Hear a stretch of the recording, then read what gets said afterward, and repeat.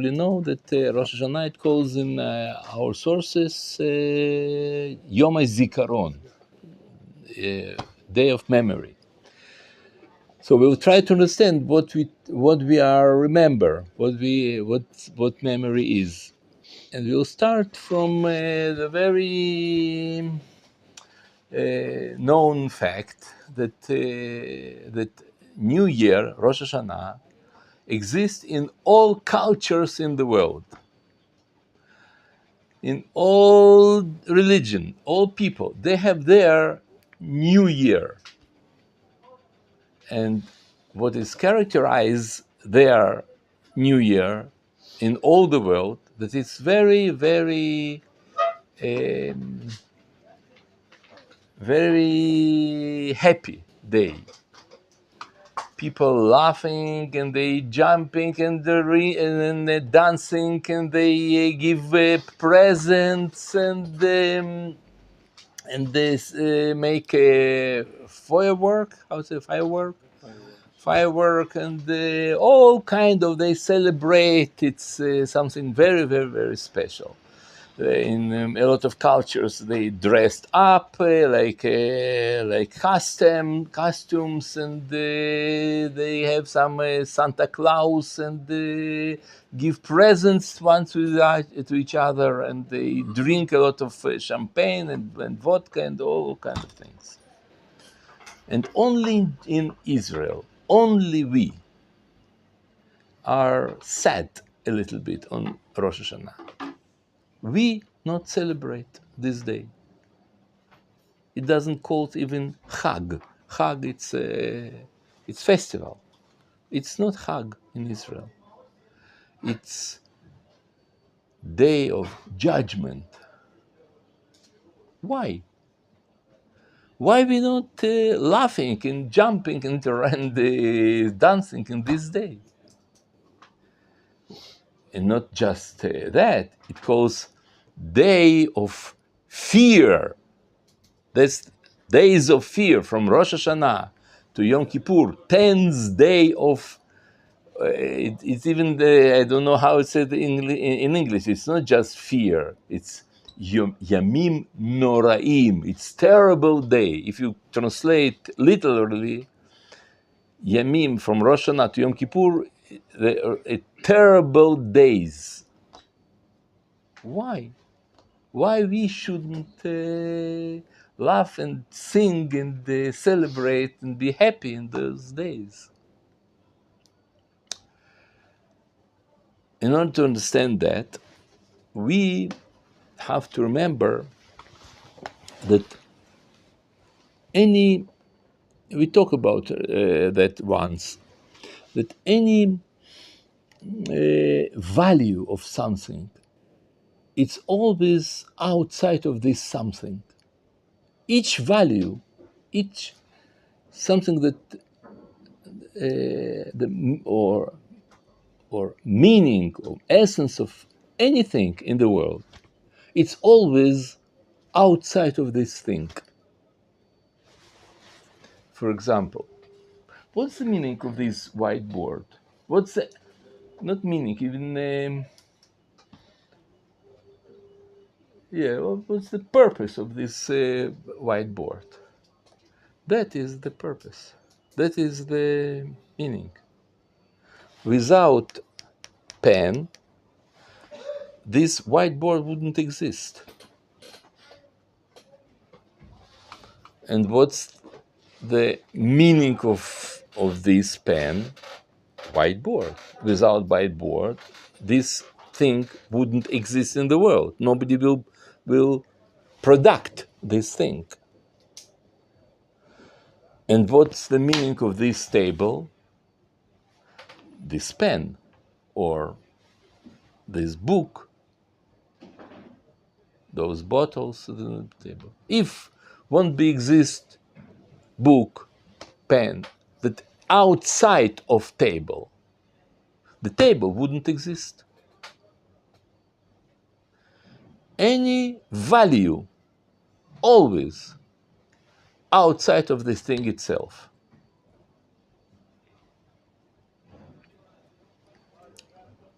So we have to answer, and also it's the same thing you can say. What's the value of clouds, of sun, of everything, of rain?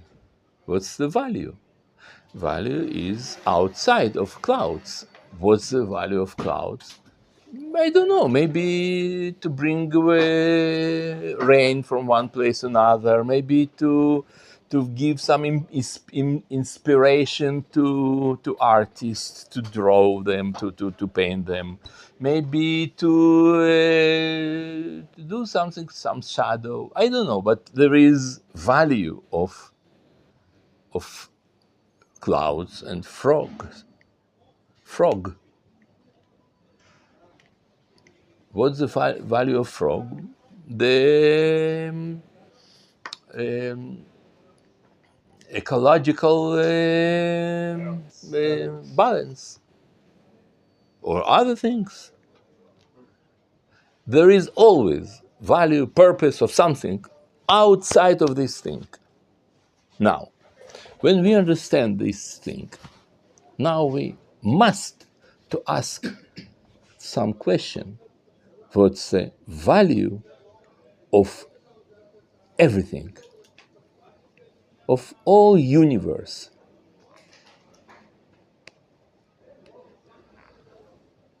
And here we have to come to idea of faith, God.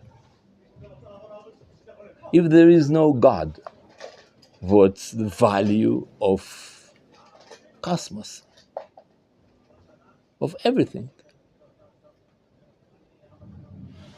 And so think about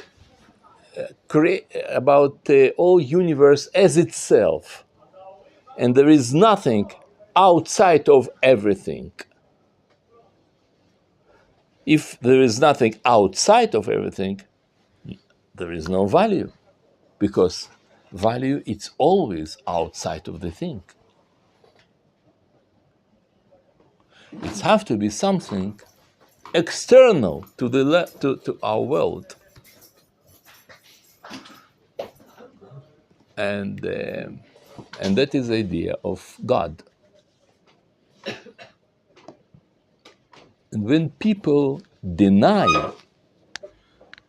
this belief, they faith, and they don't believe in God, they come to conclusion almost always. They come to conclusion that there is no value of their life, of this and this world as well, no value.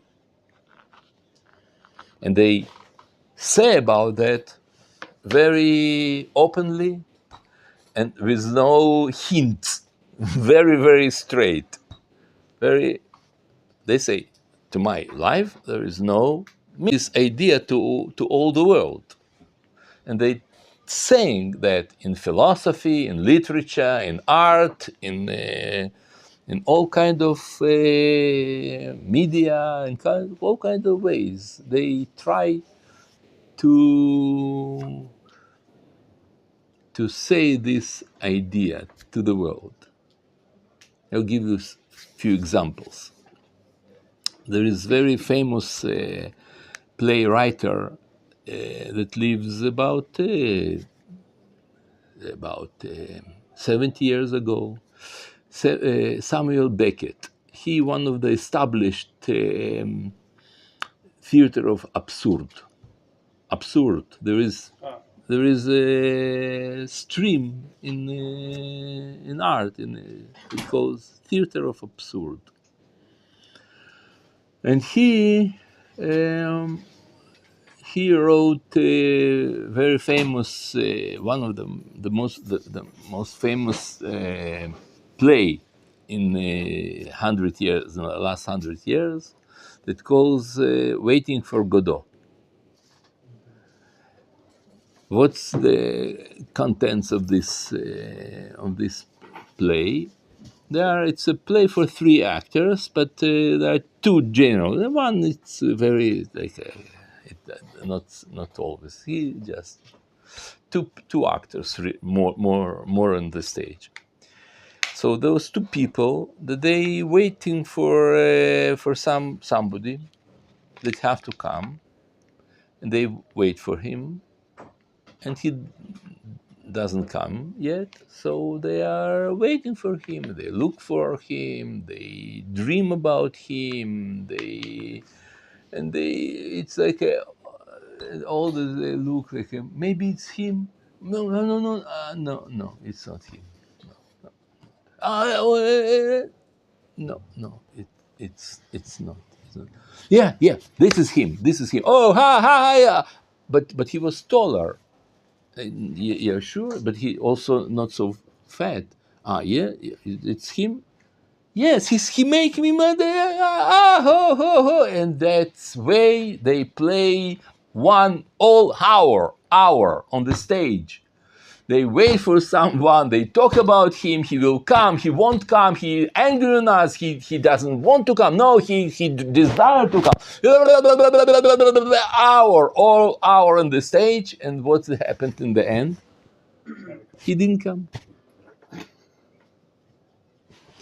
So what's the idea? It's a story about us. It's you live your life like this. Like that's what he said to us. It's not what I think. He said, "You live your life like this.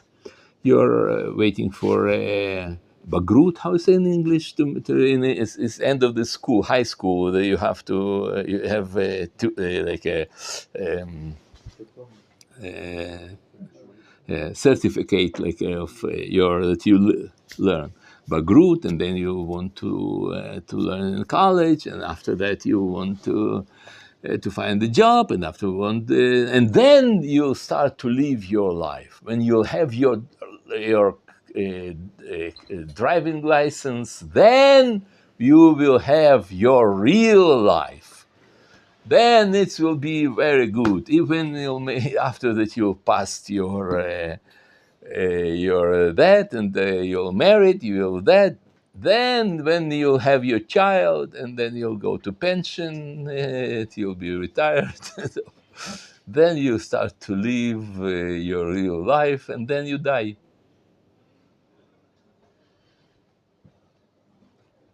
Unexpected.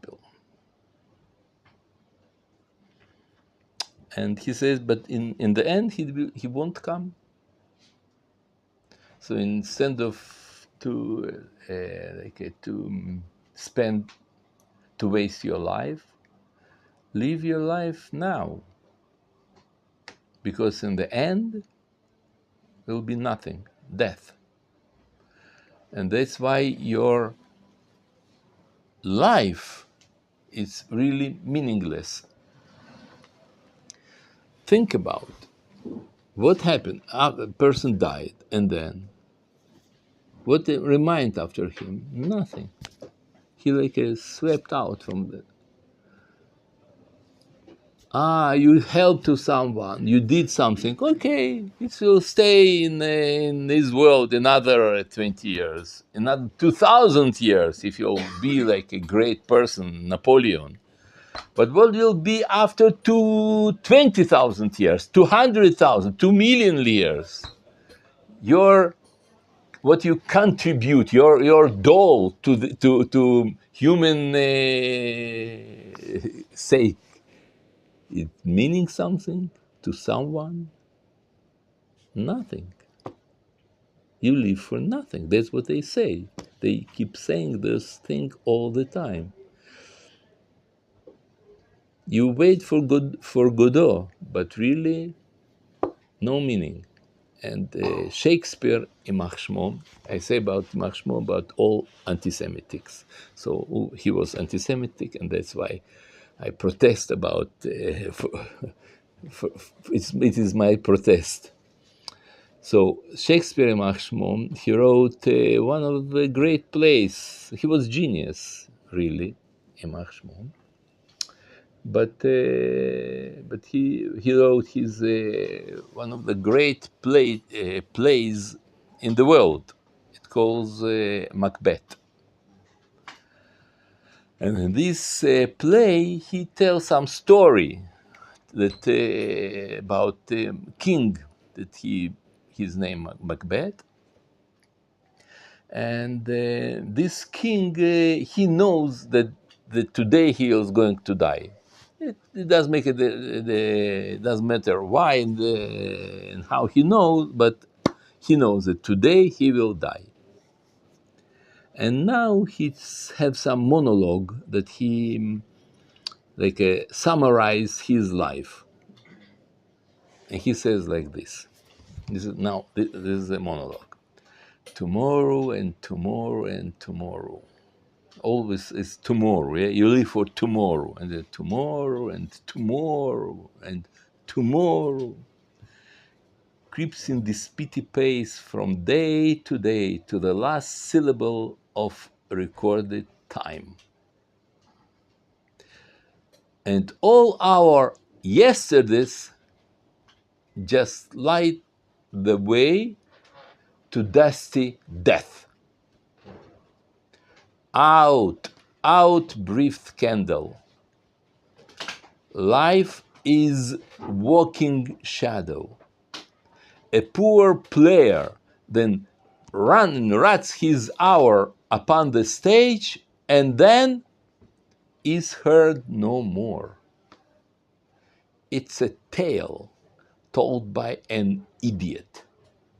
A lot of words and fury signifying nothing. That is the idea of Shakespeare. It's our life. It's a tale told by an idiot. No sense, no meaning, no signifying, nothing. But you can walk out from the play. Pardon? You can walk out. He's wrong, Nachum. Yes, he was wrong, but I try to understand why he is wrong. It's easy to say, oh, he was wrong. He's genius. We try to understand why he is wrong. But if you think logically, he is right. He is not wrong. Because what's the meaning of your life if in the end everything will be destroyed? You build here, you develop this state, this country, the planet. You do important and wonderful things. But what will be in the end of our planet, our galaxy? What will be the end? Everything will be destroyed. You know, it's like it's known fact that according to science, our the whole universe, not just our planet and not just our galaxy, all universe, all galaxies, they will be swallowed by black holes, and nothing will stay. Everything will the all the world will reach. It calls in science. It's called like a death, thermodynamical death. Heat death. How say? Heat death of the universe. Heat death, yes, of universe. Yeah, that all the temperature of all the world will come to minus 273 by Celsius. It's a temperature, but that atoms they don't move, and that's it. That's what expect us in the end of history. So if in the end it's meaningless, so you understand that in way to the end it's also meaningless. If you try to get to pharmacy, you want you are desperate have to get to go to pharmacy, and you go to elevator, and suddenly elevator is stuck, and you call, and people come, help me. That's okay. They after few 2 hours they came, they opened, you go already. You ride in your car, and you have puncture, you have a truck. How is it in English? Puncture. Okay, you have a puncture, and you try to change your wheel, and in the end you did, and you come to this pharmacy, and now it's closed.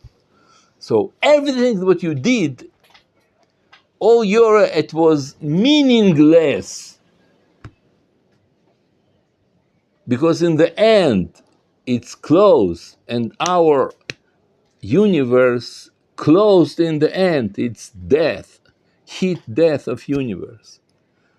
So what's in meantime what you're doing? What's the purpose? And that's why people feel those feelings that I told you before about signifying nothing. So what's the conclusion? Suicide.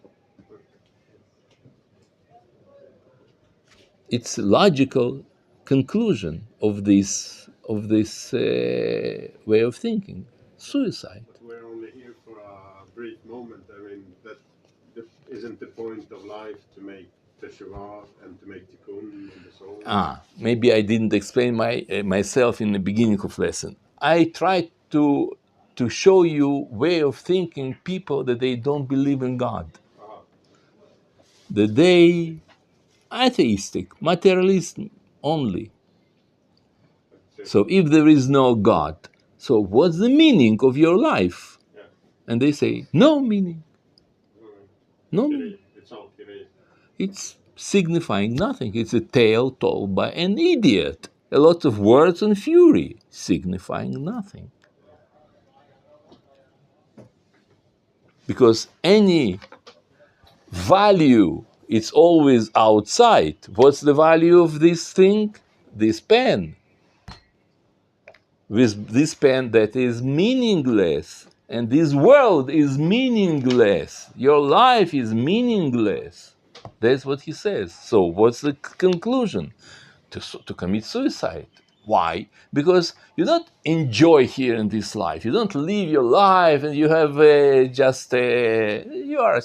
people are sick, and they have problems, and they have troubles, and they have mortgage, and they have to fight with his wife. And why should you live here? Why should suffer?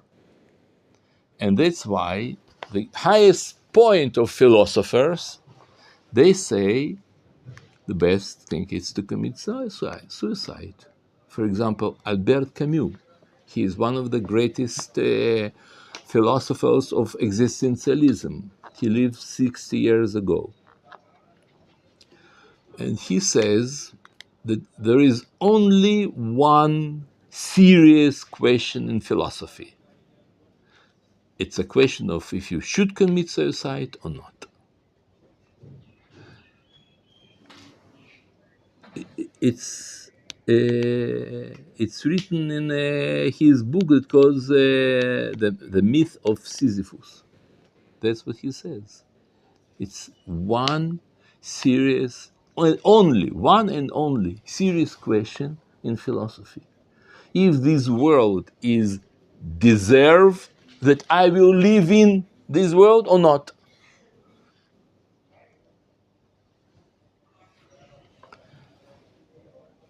And it sometimes look wild, right? But that is the famous monologue of Hamlet. You remember, to be or not to be. What he asked in this monologue, to be or not to be what? Engineer, to be or not to be teacher. What to be or not to be what? To be in this life or not? That's what he's asking. And he sit with big knife, and he want to kill himself in this monologue. Hamlet. To be or not to be, that is the question. And there is also a very famous philosopher, Edward von Hartmann. He says, no, it's not good to commit suicide. You know why? Because it's selfish. You have something good. You kill yourself, but other people, all your hevre, your friends, they stay here. They suffer. So what's the conclusion? All of us, we should make suicide. All people, all the world. Otherwise, it's selfish. It seems to you ridiculous, right? What I'm saying? I want that you hear your own ears. Listen. Hartman opposed the suicide of the individual as a selfish and ethically reprehensible, but he argues for the release of the unconscious from its sufferings when humanity, all humanity everywhere, unite in the collective understanding that by willing of its own non-existence, the world process will cease. And who says it? Where he wrote it? In Oxford. You understand? It's not just some weird, strange guy from Germany said some stupid thing, and we say, it's Oxford. Oxford Press. I have here sources. Oxford University Press. They teach him in a book that calls Ethic of Suicide. And he was student of Arthur Schopenhauer, one of the greatest philosophers. That he also said, no meaning to our life. And that is the difference between someone that he believe in God and someone don't believe in God. When you hear from some guy that he says, listen, I am atheist, you should know he by himself doesn't understand what he says, because he said he want to drive in a car in Shabbat or to drink some non-kosher wine in Yom Kippur. So he says, I'm atheist. It's not big philosopher. But what's the meaning, what man says about himself? I am a materialist. I don't believe in God. The meaning, he says, to my life, no signify. To my life, no purpose, no value, no meaning. Because value, it's always outside.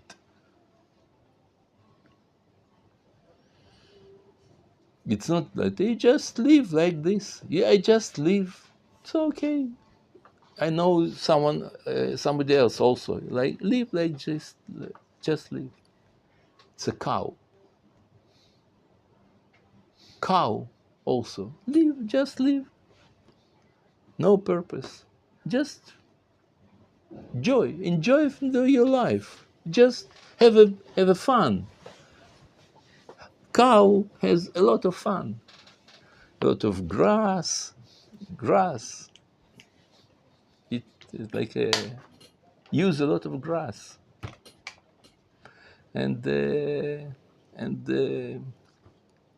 ox friend or boyfriend, how's it? Cow.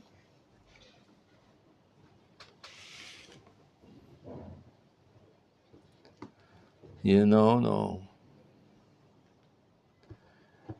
Just only if someone that understands that someone believes, aware that there is a God, he can say that he have three questions that every normal person have to answer to those three questions. First question is, who am I?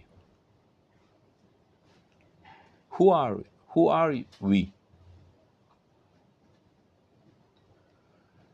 Where I've come from and where I'm going. Those three questions. You are here. How you came here? You were born, of course. But where you come from when you was born? How? It's not from your father mother connection. Your soul come from somewhere. Where from? And where you are going? To death, like a Shakespeare Maximo says.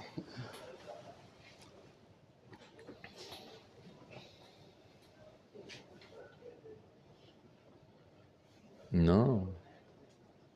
And if you live just like this, so that no meaning.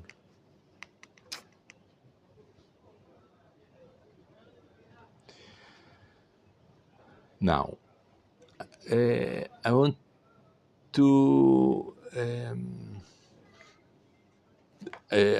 once many years ago, I teach in some school in the north of Israel, and in this school, daughter of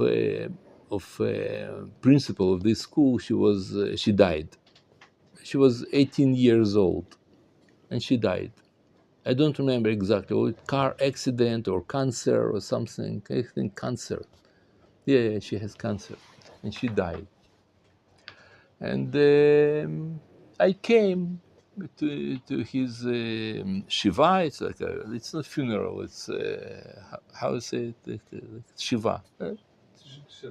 Shiva. Okay.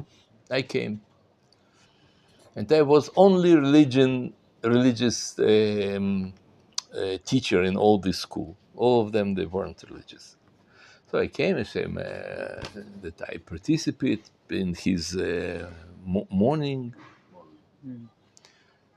And he says, yes, to you religion people, it's much easier to have deal with death. I say, why? Because you invented all kind of customs, all kind of tricks, all kind of things that they like you convince yourself that she didn't die. You say that she didn't die. She has her soul here. She has a soul, so soul never die. And she now is not here. Where she is in the world to come. She's not here now.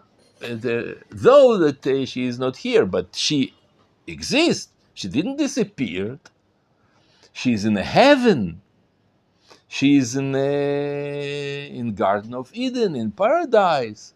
And after what happened to her, she'll come back. When it'll be, how to say, reincarnation? Reincarnation? No, reincarnation. Resurrection, yes, exactly. After there will be resurrection, and she'll come back, and I can meet her. So she really didn't die. But I know that she's died. She dead. She is never will come back. She didn't in any other place in the world, not in the heaven or there. I know that it's total. It's final. And that's why I meet this tragedy in real world, and you invent to yourself all kind of things that they. Yes, please. Why did he say all this to you? You go there, you're trying to be nice. He sounds like he's going on a whole. He wanted to to share with me his pain. So he tried to say that he really hurt. that he has pain. And this kind of people, I belong to those kind of people that they don't feel pain. They live in some illusion that they invent in their fantasies that that's not happened. So you don't feel really your life. You don't really live your life. You live your fantasies. Are you from the Soviet? Is it okay if I ask you? Are you from the Soviet Union? Yeah. Yeah.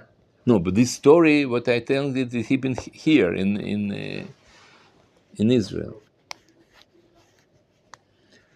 You understand what his idea was?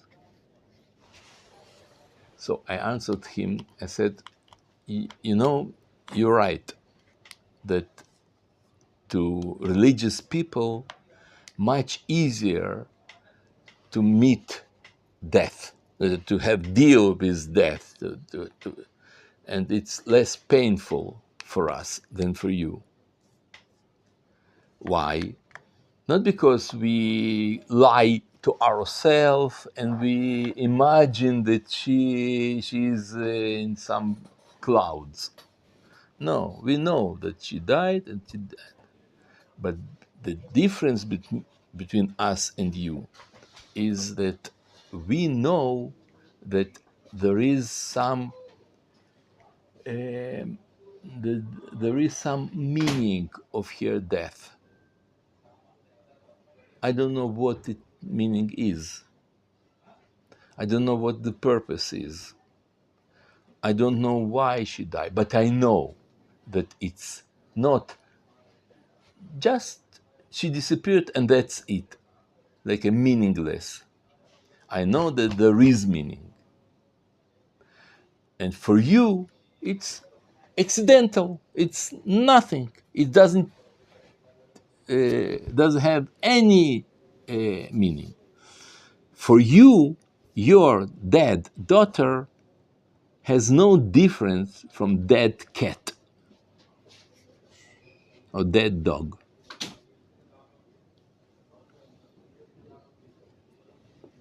As long as she lives, there is difference between man and dog. But after the death, no difference. And I want to tell you that it's mistake. There is meaning and there is a purpose. We don't know what it is, but there is. And it's not the same to know that your daughter suddenly became a dog. And he heard, and he says, yeah, I don't know how it's in English. It's in Hebrew, it's nechamtani. You... I was consoled. How? I was consoled. Console? Nechamtani. You make me easier to understand it. Thank you very much. Comforted. How's it? I was comforted. Yeah, more comfort. Yeah.